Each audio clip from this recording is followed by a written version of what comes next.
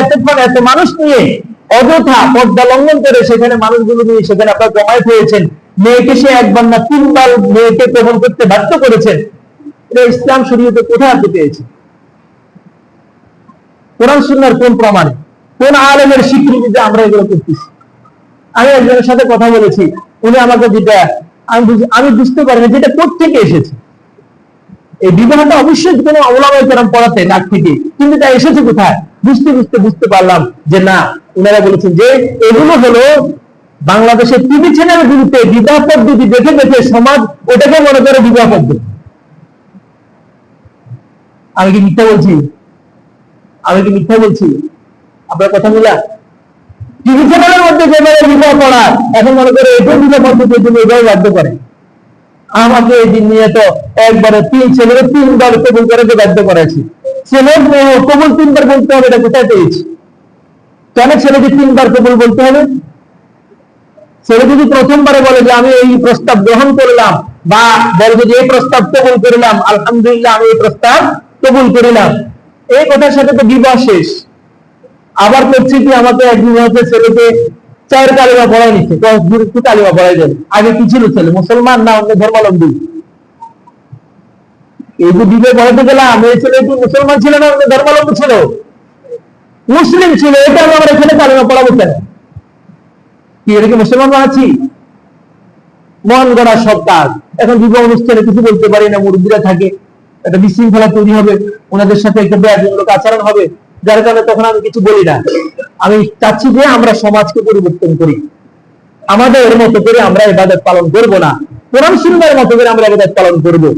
তাহলে কোরআন সুন্নাহর পদ্ধতি কি? এবার একদম সহজ পদ্ধতি। এত ব্যস্ততা, এত কিছু মেয়ের কাছে গিয়ে বাধ্য করা বারবার, এগুলো কোরআন সুন্নাহ সাপোর্ট করে না। মেয়েকে কবুল করার কোনো প্রয়োজন নেই। আপনি যদি কোনো মজলিসে যদি দেখেন যে মেয়েকে উপস্থিত করানো যায়, যেখানে মেয়ে সবাই, পুরুষ সবাই মেয়ের মাহারাম, তাহলে মেয়েকে উপস্থিত করার কোনো অসুবিধা নেই। কিন্তু যদি সেখানে মেয়ের গায়ের মাহারাম থাকে, যাদের সাথে মেয়ের দেখা সাক্ষাৎ বৈধ না, এমন যদি মজলিসে মেয়েকে আনবেন না, কি করবেন? সেখানে মেয়ের বাবার মাধ্যমে প্রস্তাব দেওয়াবে, আর ছেলে কবুল করে নেবে, সাক্ষীরা তো সবাই আছে, বিয়ে হয়ে যায়। ইমাম সাহেব দাঁড়িয়ে আগে খুতবা পড়বে, খুতবা পড়ার পরে ছেলের মেয়ের বাবার মাধ্যমে ছেলের কাছে বিবাহের প্রস্তাবটা দিবে, আর ছেলে প্রস্তাবটা কবুল করে নেবে। এতটুকু নাম বিবাহ।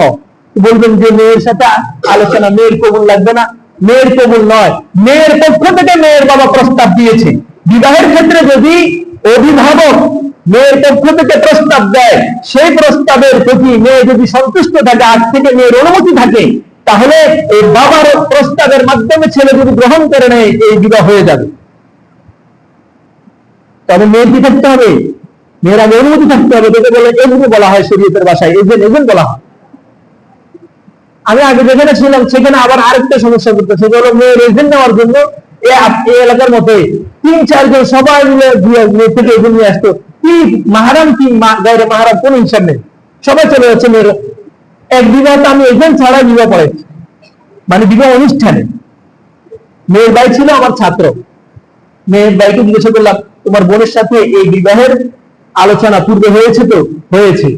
এবং এই বিবাহে তোমার বোন সন্তুষ্ট, সম্মতি আছে? আছে। তাহলে তার এখন মজলিসে বসে মেয়ের জন্য আবার ইজনের জন্য প্রয়োজন হবে না। এত আয়োজন করা হয়েছে মেয়ের বিবাহের জন্য, কার সাথে? যে মেয়ে জানে না। কি বলেন? আজ যদি বিয়ের এত আয়োজন করা হয়েছে, কিন্তু মেয়ে জানে না? মেয়ের সাথে আলোচনা করে তো বাবা মা এই ছেলের সাথে বিবাহ দেওয়ার সিদ্ধান্ত নিয়েছে। এখন উপস্থিত মেয়ের কাছ থেকে এগুলো আনতে হবে কেন? অযথা আরেকটা অতিরিক্ত কাজ। সেখান থেকে আবার মেয়ের হাত থেকে পান নিয়ে আসে, কি নিয়ে আসে, আল্লাহ মাফ করুন, যার মন চায় তা করতেছে। প্রিয় ভাই আমার, হঠাৎ করে ছেলের সাথে মেয়ের বিবাহ দিচ্ছেন, সেই ক্ষেত্রে মেয়ে প্রাপ্তবয়স্কা, আপনি মেয়েকে অবশ্যই মেয়ের থেকে অনুমতি নিয়ে তারপর আপনি বিবাহ করাতে হবে। এখন অনুমতির পদ্ধতি কি? শরীয়ত যেখানে বাধ্য করে না, আমরা সেখানে বাধ্য করতেছি। যদি মেয়ে অবিবাহিত হয়, তাহলে মেয়ে একটু লাজুক হবে, এটাই স্বাভাবিক। লাজুক মেয়ে আপনাকে সরাসরি মৌখিক সম্মতি দিবে না, এটাই স্বাভাবিক কথা। সে মৌন সম্মতি দিবে যদি বাবা জিজ্ঞাসা করে। হ্যাঁ, অন্যরা যদি জিজ্ঞাসা করে তাহলে মৌখিক সম্মতি লাগবে, কারণ লোকের সামনে মেয়ে লজ্জা করবে না। তো বাবা যদি জিজ্ঞাসা করে, অভিভাবক গিয়ে যদি জিজ্ঞাসা করে যে তোমার তো অমুক ছেলের সাথে আমরা তোমাকে বিবাহ দিতে চাচ্ছি, তুমি এতে সম্মত রয়েছে কিনা। মেয়ে যদি চুপ থাকে তাহলে এতটুকুই মেয়ের সম্মতি প্রকাশ পাবে।